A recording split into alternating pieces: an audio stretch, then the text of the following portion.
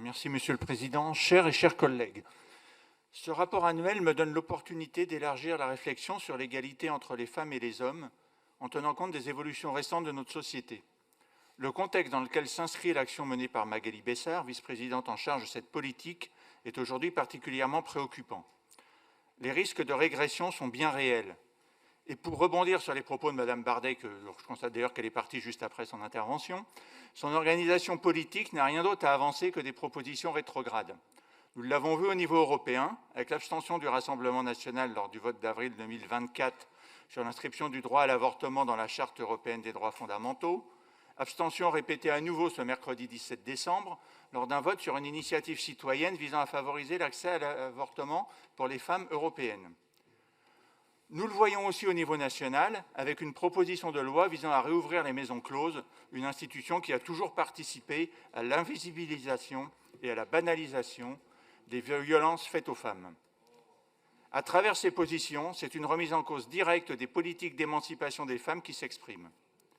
Par ailleurs, certains groupuscules se revendiquant féministes, comme le collectif Némésis, portent en réalité une vision rétrograde et identitaire de l'égalité femmes-hommes, instrumentalisant les luttes féministes à des fins réactionnaires.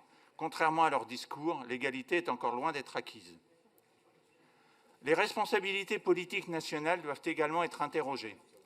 Si l'égalité entre les femmes et les hommes a été proclamée grande cause nationale, les moyens ne sont toujours pas à la hauteur des ambitions affichées.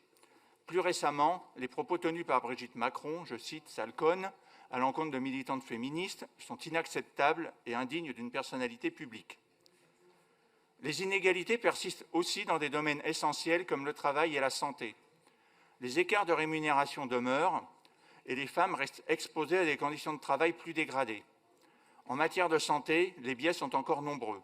Médicaments majoritairement testés sur des hommes, maladies féminines sous-diagnostiquées, comme l'endométriose qui touche pourtant une femme sur 10, ou encore une moins bonne reconnaissance des infarctus chez les femmes. Ces constats appellent à une approche plus inclusive et plus juste de la santé publique. Dans ce contexte, l'action menée dans notre région est essentielle. Nous avons fait le choix de faire de l'égalité un principe structurant de nos politiques publiques. L'axe prioritaire que je souhaite souligner est celui de la prévention des stéréotypes et des violences sexistes et sexuelles.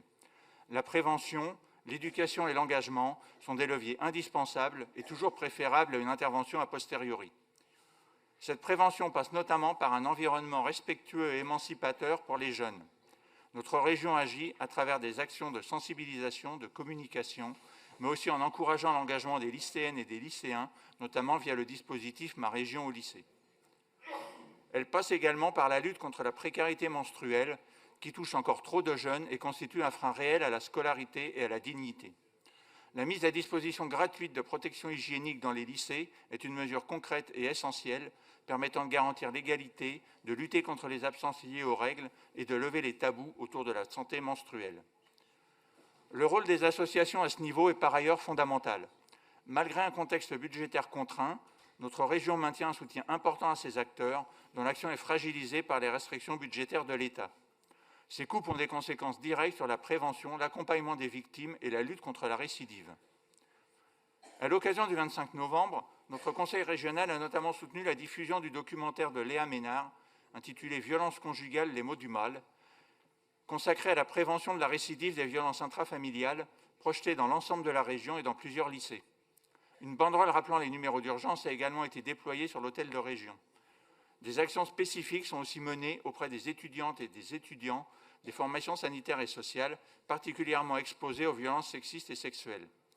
Pour conclure, notre politique d'égalité entre les femmes et les hommes repose sur une approche globale et déterminée. Face au risque de régression, notre groupe souhaite aller plus loin encore en renforçant cette politique et les moyens qui lui sont consacrés.